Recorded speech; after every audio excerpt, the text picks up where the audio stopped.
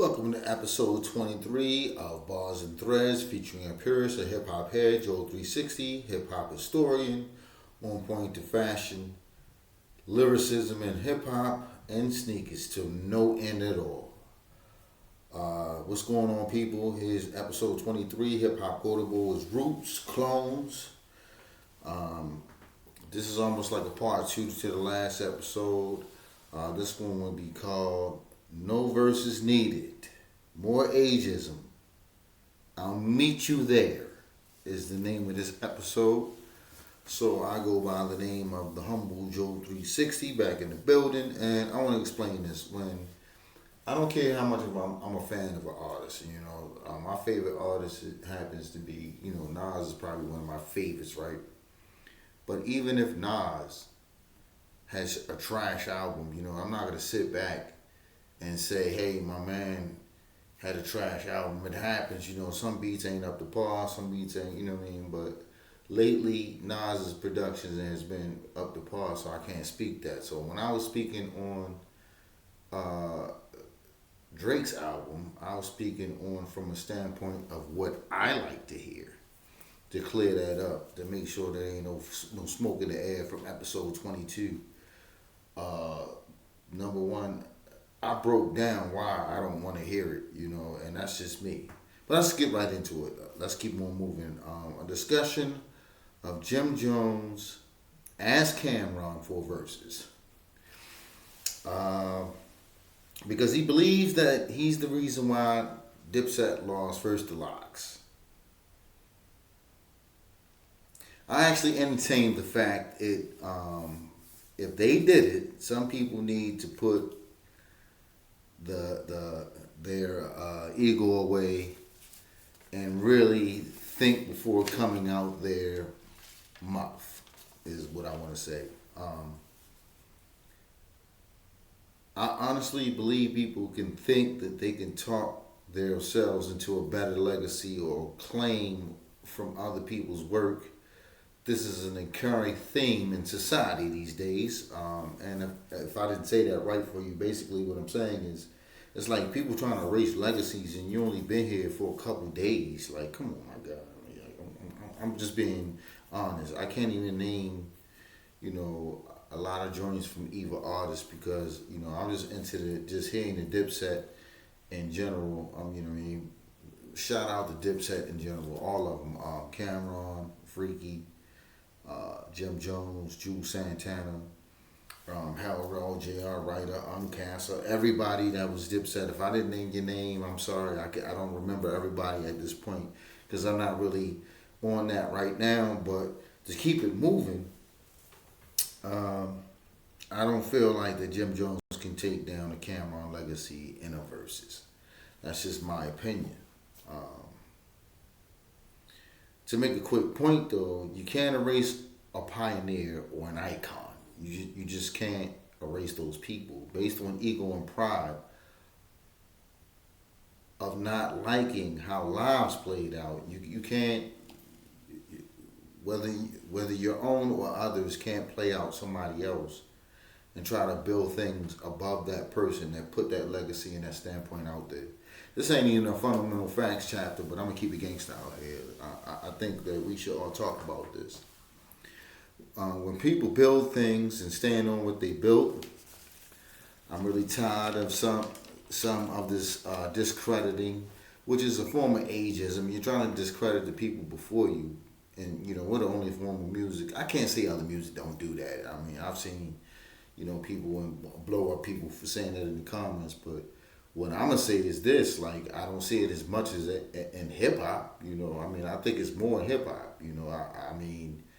We didn't disrespect our predecessors because we were close to the time we were born when it was invented. So some of us. I wasn't born at that time. I was born a year later, but it was the fact that I've been around as long as the music has been around. So you grow up and you remember everybody, but I didn't have an opinion, but I had my preference. It's a difference between an opinion and a preference, or trying to erase someone. But to keep it moving, so let's go. Cam and Jimmy's catalogs are pretty close quantity-wise. I will say that. Both are around the 300 plus mark. either together or with each other or by themselves. Cam had way more impact on the music than Jim Jones. I'm gonna keep it gangster with you. You know, I mean, if you don't know that, then you need to check your stats, or you just one of them people who just looking at it like I'm not even gonna be biased. I like Jimmy better. You know what I mean? That's on you. You know what I mean? I'm not gonna judge Jimmy's style. This is not about styles or anything right here, but I'm gonna make a very important point. It's all on showmanship and who's better lyrically. Let's break this down. So when it's about showmanship and who's better lyrically, if you're choosing Jim Jones, that's you. You know, you're now. And if you pick Cam, watching with everybody from this crew, or either wanted or just mocked his swag or ego. Jimmy's improvements lyrically, though, I have to give Jimmy this, have made more of an impact lately, but not over Cam's freestyles. But, you know, it's still not more of an impact over Cam. You know what I mean? This comparison is really funny. What he brought to the game, or even lyrical content, I give Jimmy credit for the improvement again, Jimmy. But when it comes down to it, y'all, I have to keep it real. You know, Cam is in the class by himself. You know what I mean? Like, come on now. You know what I mean? You know, he has paved the way for a lot of things. So I'm gonna have to put Cam by himself on that one. That's just me. Cam is definitely in a class by himself. A versus could turn into an embarrassment. And I mean, because if Cam takes the limelight, then, you know, he's actually stepping song to song against you. You know what I mean? Whether you on there or not, whether y'all celebrate each other or hating each other, one of the two. But Cam, he got some fire, you know. And Jimmy would definitely have to have some flawless, I could beat this with that type of material. And I don't know. I don't think Jimmy is even close to the legacy of what Cam built. And we ain't even talking about the Horse and Carriage album. You know, we're not even going that far back. We're just talking about the actual Dipset, Cameron, pre-Rockefeller. I mean, it's I don't know. Jim, I think you might want to fall back. Famo. No disrespect, versus is out of the question. You know, the next thing I wanted to speak on is the Roots Picnic, which was off the chain as normal. I did not make it because when you plan with others who procrastinate themselves going, it happens. So, you know, basically, I'm not dissing my friends. You know what I mean? I you know, they my peoples, but solo dolo was best because you know, character flaws. I come outside, but not with anyone. I have to help give a ride or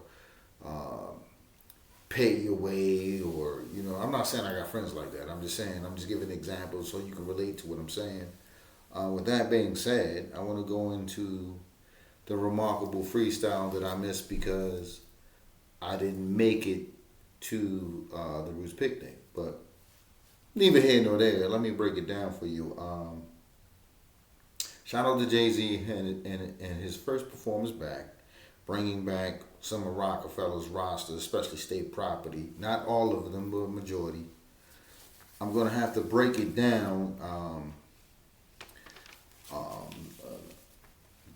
The morning of his freestyle, please. Oh, by the way, the meaning of his freestyle. I said the morning. I'm sorry.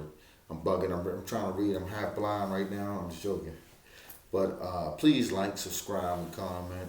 You know, and I did skip some chapters, so I think that some episodes. So what I think I'm gonna do. This is a brief segue into something else. I think I'm gonna do the next 5, like 26, 27, 28, 29, 30. if I don't have no too much hip hop to do. I am putting up new albums here and there, and these are the selections that I like out of all the albums that I heard, because I listen to every album that comes out on Tidal, Spotify, and other places. And what I do is I compare all of these songs almost every on my days off and on the weekends. I try to listen to over 300 to 400 songs and give people the benefit of the doubt. But it's just certain things that I stop at. I always stop at the things that I told you in the last episode. I stop when somebody starts singing. I can't do it. Not me. And then there's a couple other times I might stop here and there. But it's nothing personal. It's just that I'm just not into that form of hip hop. You know what I mean? And I don't consider all forms of hip hop. Some of it's the art form, which is the rap. We're gonna keep it moving on, because the more you dumb it down, I'm starting to notice, is better for most. So Jay-Z is definitely hip hop's elite. He's the top. He is top of his class lyrics. Answering more than addressing. Let's break it down on the next pod. Until then, I'm out.